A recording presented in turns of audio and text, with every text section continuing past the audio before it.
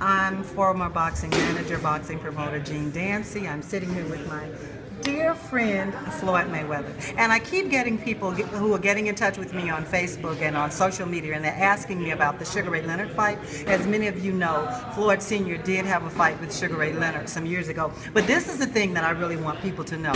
Floyd, was your hand broken in that fight? Before, not in the fight, was your hand broken before the Sugar Ray Leonard fight? I had a hairline fracture in my hand. Before the fight?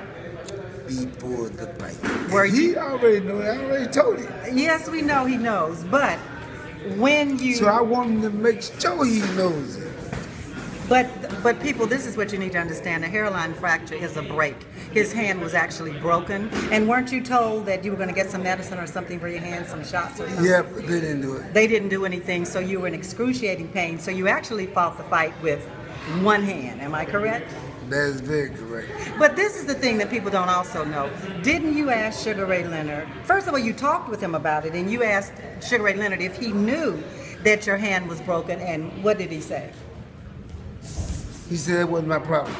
Well, honestly, you know. Leonard said that's my problem. He said, look, that's your problem. He said, I said, yeah. I said, well, I told him, I said, well, you get back in the ring, it will be your problem.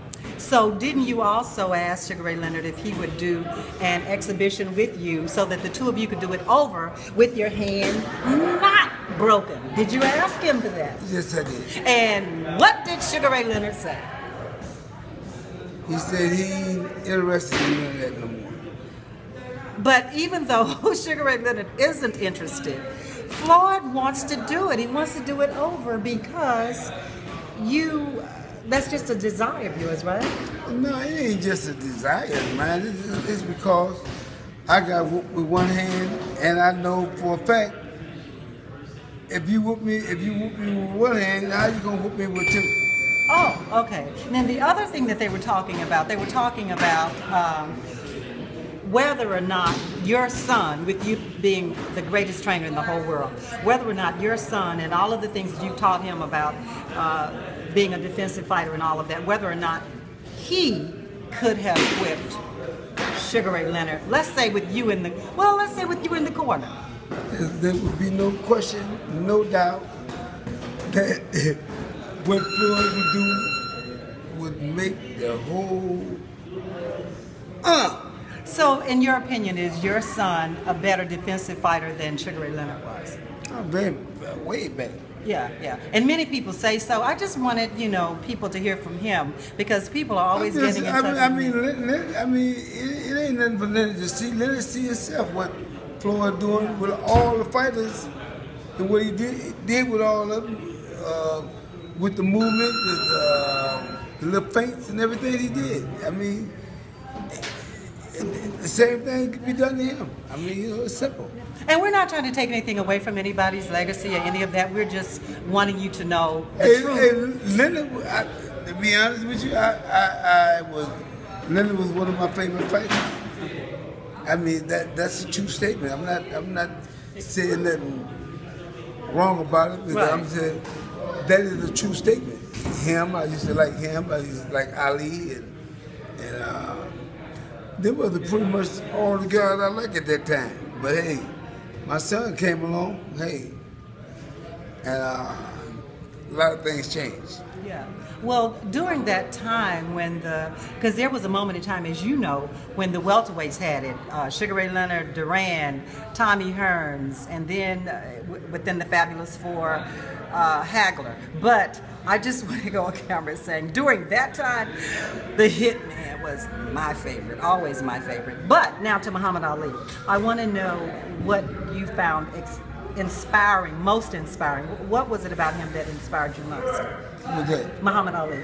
What was it that you liked best about Muhammad Ali? Ali was I like Ali. He had the rhyme together, and he did what he said he was going to do. That's why I had wanted to meet him, because he said he was going to do it, and he did it. He backed it up. I mean, that's why you wanted to meet him. Well, as we know, I was in his camp, the only female manager in his camp. I like to rub this in Floyd Sr.'s face. No, I had to sit back and ask you another question about that, because Don't start, Floyd. Please, let this be a serious interview. I was the only female manager at Ollie's camp. Now back to him.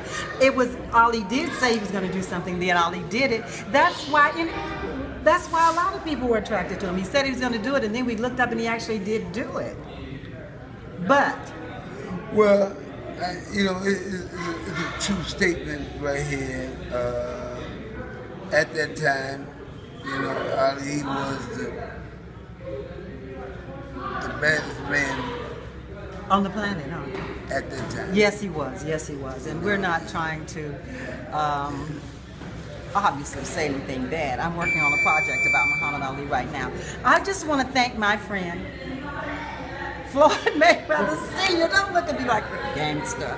I want to thank my friend for being nice enough to do this interview, because people are always contacting me from all over the world asking questions about this man. And the other day when I was contacted... We ain't got to do all that question stuff now. So what can we do? Let's put this damn thing together. You and Ray?